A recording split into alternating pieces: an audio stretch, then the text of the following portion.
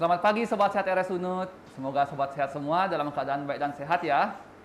Senang sekali saya dengan Dr. Saka hari ini dapat menemani Sobat Sehat semua dalam program talk show kami yang penuh dengan informasi kesehatan dan juga tentunya inspiratif untuk Sobat Sehat semua. Apalagi kalau bukan di acara Bincang Pagi RS Unut.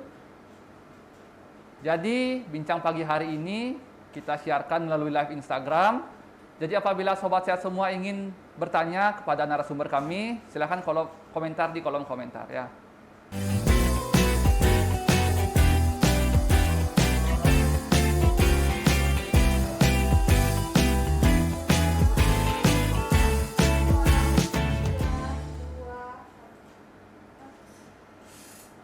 Jadi pada pagi hari ini kita akan membahas tentang hepatitis yang misterius yang terjadi pada anak-anak, di mana penyakit ini secara resmi sudah dipublikasikan sebagai kejadian luar biasa atau KLB oleh WHO. Seperti yang kita tahu bahwa di 12 negara sudah terjadi peningkatan kasus yang lumayan signifikan. Nah, adapun gejala-gejalanya dari yang gejala berat hingga dapat menyebabkan kematian. Nah, jadi untuk menjawab pertanyaan-pertanyaan dari Sobat Sehat RS Unut, kami sudah menghadirkan 2 orang narasumber yang sangat ahli di bidangnya. Jadi sebelum kita mulai bincang sehat pagi ini, saya perkenalkan dahulu narasumber kami. Yang pertama ada Dr. Ninyoman Metriani Nesa, SPA, atau kita akan sebutnya dengan Dr. Metri.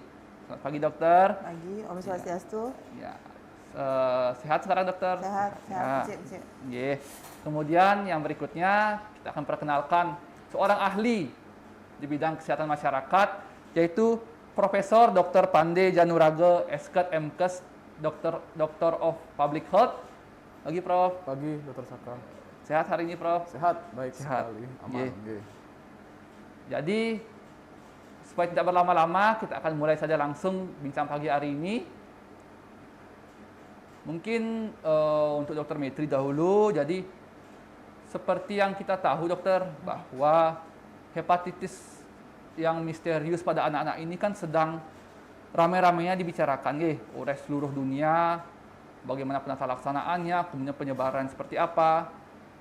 Namun mungkin masyarakat secara umum belum tahu, Dokter, hepatitis itu seperti apa sih secara umum, berapa jenisnya, kemudian penata laksanaannya seperti apa.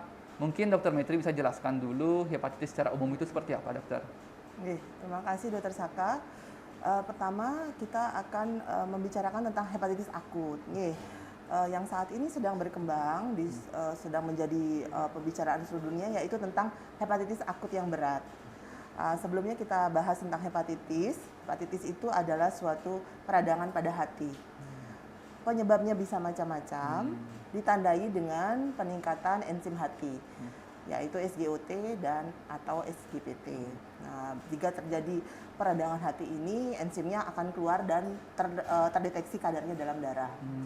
Nah, gejalanya apa saja? Nah, sebelumnya kita ke penyebab ya. Hepatitis ini banyak penyebabnya, tapi karena yang paling sering adalah akibat virus. Virus yang menginfeksi hati. Jadi yang memang fokusnya kerjanya di hati. Virus itu memang targetnya di hati. Itu yang dikenal dengan virus yang pakai abjad. A, B, C, D, E, sampai G. Nah, yang umum di penyebab virus hepatitis virus akut ini adalah hepatitis A. Nah, gejalanya apa saja? Gejala hepatitis akut umumnya bergejala seperti gejala sakit flu seperti biasanya. Badan nyeri, kadang-kadang disertai dengan demam yang tidak terlalu tinggi. Lalu berkembang menjadi nyeri perut, mual muntah, ya, kadang-kadang disertai dengan rasa nyeri tekan di daerah perut. Kemudian bisa diikuti dengan gejala kuning. Kuningnya kelihatan di mana? Di mata, bagian putih mata, kulit, kemudian kencingnya bisa berwarna keruh seperti teh, dan bisa diikuti dengan buang air besar yang berwarna putih pucat. Jadi itu adalah gejalanya hepatitis akut umumnya. Dan itu umumnya disebabkan oleh virus yang mengenai hati. Nah, penanganannya bagaimana? Jadi penanganan sesuai dengan protap, yaitu kita memberikan terapi sesuai dengan gejala. Sportif, jika dia kurang cairan, kita berikan cairan. Tentu saja ada step-stepnya. Jika berat, tata laksananya beda, itu dikerjakan oleh tenaga profesional. Jadi yang penting ya mengenali bahwa ini adalah suatu gejala-gejala hepatitis. Begitu. Baik. Jadi sebenarnya hepatitis itu banyak penyebabnya dok ya.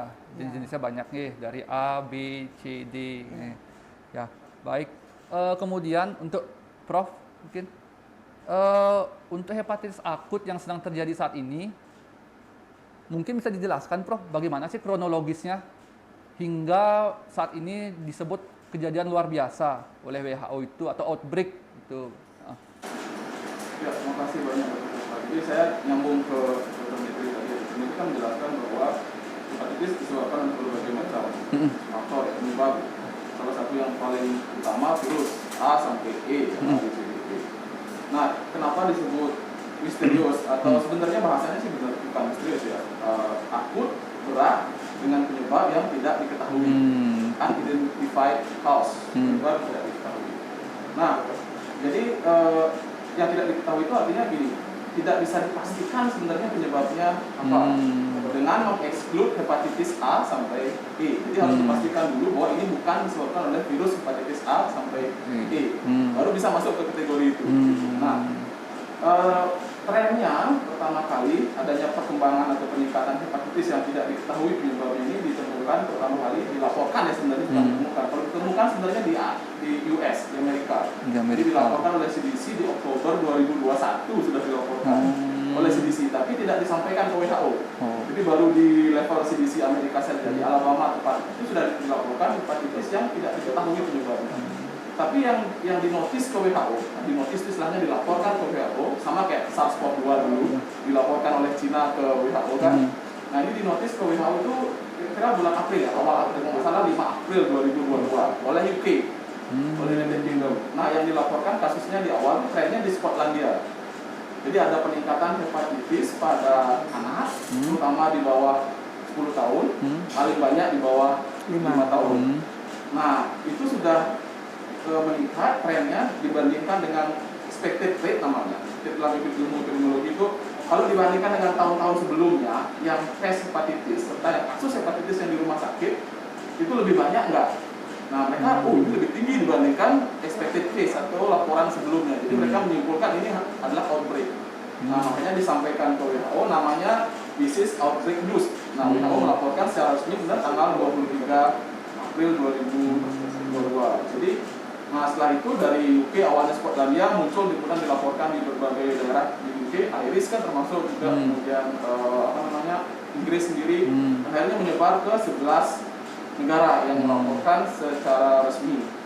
Nah Indonesia sendiri sebenarnya 2 hari yang lalu ya Kemenkes kan melakukan siaran pers, sebenarnya belum bisa disebut sebagai kasus yang ini hepatitis akut berat yang tidak diidentifikasi. Kenapa? Karena untuk 3 kasus yang dilaporkan di Indonesia sebenarnya statusnya adalah pending. Pending. Kenapa pending? Karena sampai sekarang pemeriksaan laboratorium untuk menyingkirkan hepatitis A sampai E itu belum selesai. Kan butuh waktu lama, itu Dr. Mitri bisa menyampaikan berapa lama waktu yang dibutuhkan untuk memastikan ini sebenarnya. Tapi keterangan pers Kemenkes menyebutkan kira-kira 10 sampai 14 hari. Jadi mereka masih butuh waktu untuk mengatakan bahwa ini memang bukan hepatitis A sampai E, dan kemudian baru bisa menyimpulkan ini masuk yang kategorinya WHO. Nah kategori WHO itu hanya ada 2 sebenarnya, probable, mungkin, dan epilink. Epilink itu artinya gini, punya kontak dengan yang kasus probable ini. Nah, jadi Indonesia sampai sekarang sebenarnya masih pending diagnosis, jadi masih belum bisa dipastikan. Tapi memang dari sisi gejala sepertinya memang sudah mengarah ke hepatitis akut berat yang dilaporkan di UK tadi. Oh ya, baik. Nah, menyambung untuk tadi gejalanya dokter, ya. Bagaimana sih dok sebenarnya tanda dan gejala dari hepatitis akut, terutama yang sedang terjadi saat ini, hepatitis akut yang tidak diketahui penyebabnya itu? Apakah ada tanda dan gejala khusus yang berbeda dari hepatitis lainnya atau seperti apa? Ya, terima kasih. Berdasarkan laporan-laporan kasus, ya, yang spesial mengenai kasus ini adalah mengenai anak-anak. Satu mengenai anak-anak, didahului oleh keluhan saluran cerna. Jadi muntah-muntah, nyeri perut dan diare yang hebat. Lalu diikuti dengan mata kuning. Kadang-kadang diikuti demam dan cepat jatuh ke dalam keadaan yang berat. Jadi hepatitis akut yang berat. Itu kumpulan gejala yang beberapa dilaporkan dan awalnya kan di bawah 5 tahun, kemudian di bawah 10 tahun ya, yang lebih sering ditemukan kasus-kasus yang unknown case of acute hepatitis ini. Ya.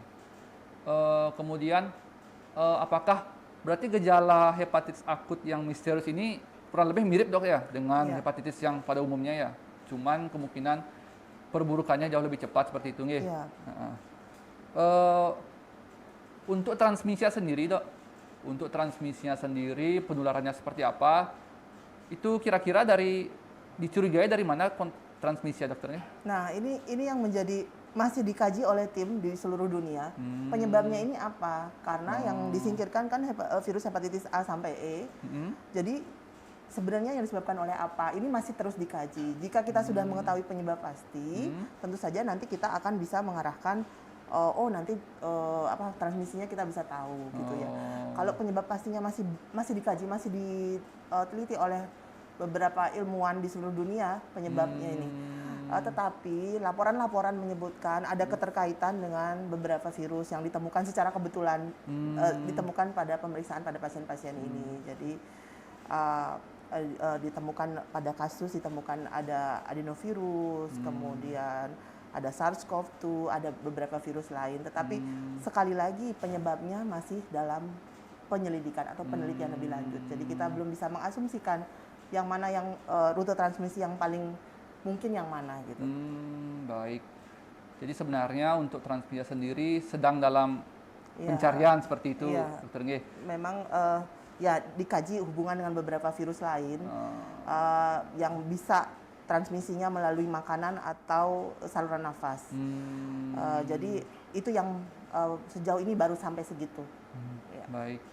Kemudian dokter, apakah sudah ada dokter untuk kriteria cara mendiagnosanya? Contohnya, apakah orang ini sudah pasti dia tertular hepatitis akut tanpa penyebab seperti itu? Apakah sudah ada kriteria bagaimana cara mendiagnosisnya? Oh ya, dari Ikatan Dokter Anak Indonesia sudah mengeluarkan rekomendasi untuk probable case dan epilink seperti kata dokter Prof. Janu. Jadi itu sudah disiarkan ke tenaga kesehatan. Jadi probable case itu apabila ada gejala hepatitis akut tidak terbukti infeksinya disebabkan oleh virus A sampai E, kemudian ditandai dengan peningkatan AST atau ALT di atas 500 international unit per liter dan usianya di bawah 16 tahun. Jadi itu yang probable case. Probable case. Ya. Dan dari Ikatan Dokter Anak Indonesia sudah mengeluarkan rekomendasi untuk tata laksana berikutnya. Jadi jika ada masyarakat atau pemirsa yang memiliki gejala-gejala yang mungkin sedikit mirip, jika bisa langsung berkonsultasi dengan dokter atau tenaga kesehatan yang terdekat. Baik. Untuk penata laksanaan khususnya, apakah ada dokter? Ada, itu sudah ada pedoman pelaksanaannya. Jadi isolasi atau apa itu sesuai dengan grading penyakitnya. Pemantauannya itu sudah ada pedomannya yang akan dikerjakan oleh tenaga terlatih profesional di tempat pelayanan kesehatan. Sudah ada pedomannya, sudah dikeluarkan. Kita tinggal mengelaborasikan dengan berbagai pihak untuk tata laksananya. Oh baik. Kemudian untuk dari sisi kesehatan masyarakatnya, Prof, Nike, apakah ada yang bisa dilakukan oleh komunitas-komunitas atau kelompok masyarakat untuk mengurangi dari penyebaran dari hepatitis akut yang tidak diketahui penyebab ini ke Prof? Apakah ada dapat dilakukan upaya-upaya mungkin yang dapat dilakukan oleh masyarakat atau kelompok-kelompok? Boleh saya tambahin ya? Silakan dokter. Itu tadi kan secara prinsipal udah disampaikan sama Prof. Janu bahwa makan makanan yang matang, mencuci tangan, karena ini yang diduga ya, yang ada hubungannya itu dia bisa terdapat di permukaan barang benda-benda, dia hidup cukup lama. Jadi kalau kita memegang, kemudian kita memegang mata, hidung atau mulut, kita bisa tertular. Jadi pastikan jangan kendor kebiasaan kita cuci tangan, kemudian tadi makan makanan, dan yang sering pada anak-anak yaitu menggunakan alat makan yang sama. Mohon jadi sama temennya mungkin suap-suapan itu ya. Jadi kalau lagi pacaran suap-suapan gitu. Jadi kita usahakan kita menggunakan alat makan sendiri ya. Oh, Itu yang baik. cara-cara ya untuk kita menggunakan pencegahan kan lebih baik ya. Kita proteksi maksimal, menjaga kebersihan, cuci tangan, makan makanan yang dimasak, dan menggunakan alat makan kita sendiri gitu. Nggak bareng-bareng gitu. 1 sendok berdua itu udah lewat zamannya. Ya. Jadi sebenarnya kembali ke perilaku hidup bersih dan sehat, dokter nggih, atau tetap menjalankan protokol kesehatan dengan baik. Ya, karena kalau dari yang saya tangkap, penularannya ini kan belum pasti, jadi bisa lewat udara, kemudian bisa lewat pot di saluran cerna dan lain-lain. Ya, jadi tetap harus dilakukan prokesnya dengan baik seperti itu. Ya. Lewat droplet infection ya dokter. Oh iya. Jadi ketika kita bicara, bersin, sepatu, atau makan, air liur itu kan bisa nempel di mana-mana. Jadi lebih ke sana deh kalau udara itu airborne ya. Airborne disease agak berbeda ya. Nah, COVID-19 itu ya. Nah, cuma tetap nanti masker nih kuncinya. Masker dan kebersihan tangan, kebersihan makanan. Baik. Ya. Jadi banyak sekali informasi yang sudah didapatkan, bagaimana kira-kira cara mencegahnya seperti itu, karena saat ini penularannya juga kita belum bisa pastikan. Kemudian memang benar dengan perilaku hidup bersih dan sehat itu sebenarnya banyak sekali penyakit yang dapat dicegah penularan ke kita, apalagi contohnya seperti yang baru-baru terjadi SARS-CoV, kemudian untuk yang baru ini yaitu hepatitis akut seperti itu. Ya. Untuk Sobat Sehat RS Unut, kita akan lakukan jeda sejenak. Jadi jangan kemana-mana, tetap stay tune di live Instagram RS Unut.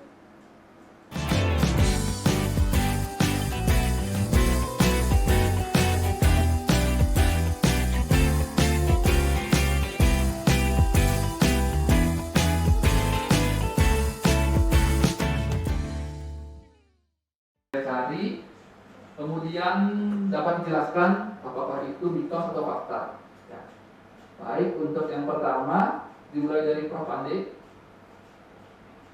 Ada mitos mengatakan bahwa vaksin yang menyebabkan terjadinya hepatitis akut. Nah, baik, bagaimana tanggapan dari Prof. Andi? Ya. Ini antara benar dan salah. Saya harus jujur sebagai seorang akademisi ya.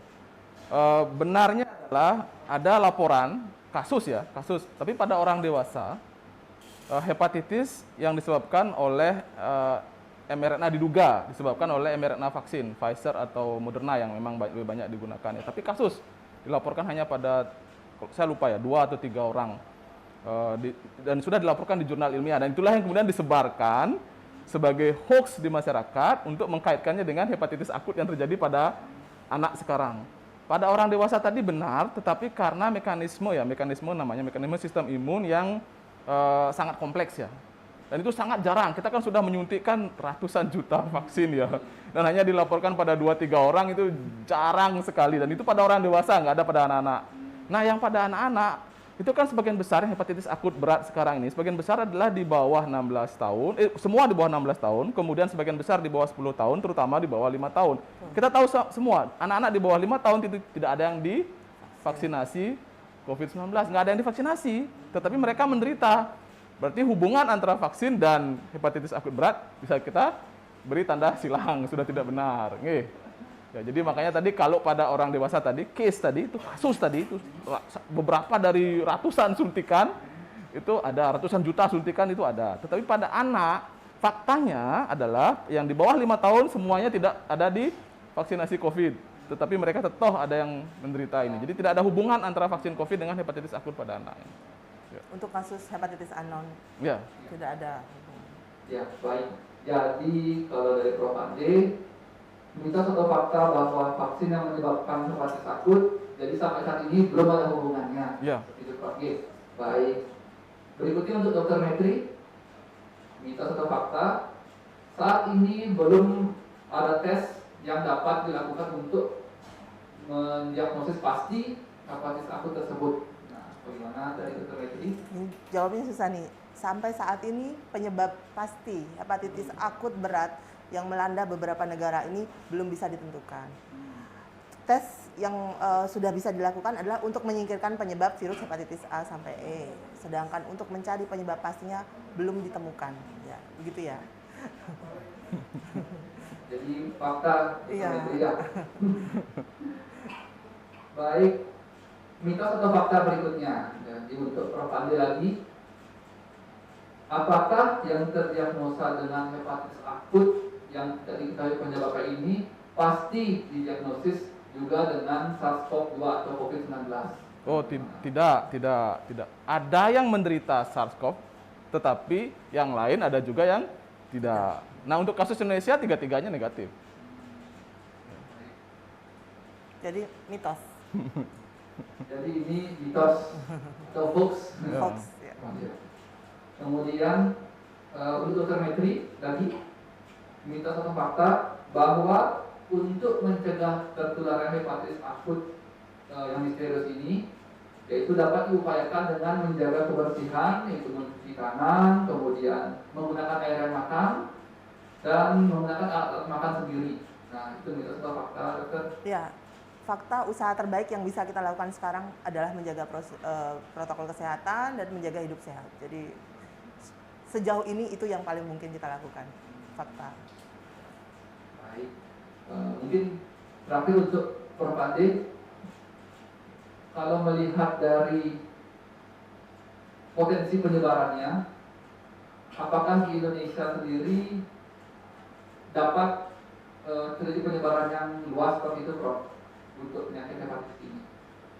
Ya, ini pertanyaan yang terus terang sulit sekali. Karena kan memang kita tidak tahu penyebab pastinya. Bahkan penyebab yang berasal dari kemungkinan adanya racun, toksin gitu kan, atau penyebab lingkungan itu masih belum disingkirkan gitu. Jadi kita belum tahu kalau penyebabnya toksin atau akibat alam ya, lingkungan ya, sekitar tempat mereka ada, itu kecil sekali kemungkinan menjadi pandemi kan. Kayak yang namanya pandemi dan menyusahkan banyak orang itu kalau penyebarannya biasanya paling cepat lewat droplet infection. Ya kan, itu yang paling mudah. Orang batuk, orang bersin, orang berbicara, itu yang paling mudah seperti SARS-CoV-2 kemarin. Nah, adenovirus sayangnya juga bisa ditularkan dengan cara begitu kan. Tapi kan sekali lagi kita belum bisa pastikan itu penyebabnya. Jadi kita belum tahu sama sekali. Nah, apakah kemudian akan bisa menyebar di masyarakat?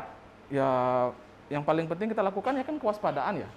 Kewaspadaan, pola hidup yang sehat, pakai stay, masker tetap on kalau dalam situasi ada banyak orang kan, ruangan ber-AC tertutup, makan makanan yang bersih, yang sudah dimasak dengan benar di tempat-tempat yang dipastikan piringnya dicuci dengan baik, sendoknya dicuci dengan baik gitu kan. Jangan sharing makanan atau alat peralatan makan dengan sembarangan, buang air besar di tempatnya yang gitu kan. Jangan sembarangan menyentuh mata. Hal-hal seperti itu sebenarnya sangat bermanfaat ya, bukan hanya untuk penyakit ini, untuk hampir semua penyakit gitu. Jadi sebaiknya kita jangan terlalu khawatir berlebihan, tetapi tetap meningkatkan pola hidup bersih dan sehat, itu saja gitu. Silakan, dokter. Adanya kasus-kasus anamnesis hepatitis akut pada anak-anak ini di tengah kita sudah mulai sekolah offline ya, Prof ya. Jadi saya himbau untuk orang tua tidak panik berlebihan, tetapi kita tetap mewaspadai. Jika memiliki anak-anak dengan gejala kayak demam, mual muntah, diare, apalagi pakai mata kuning, segera periksakan ke tempat layanan terdekat.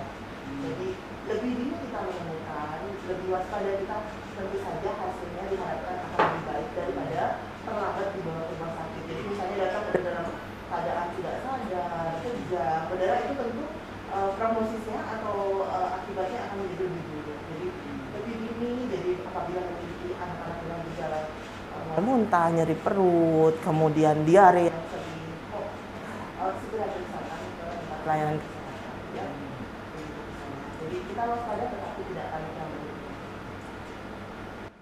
Baik, pesannya sangat bagus sekali untuk sobat RSUD.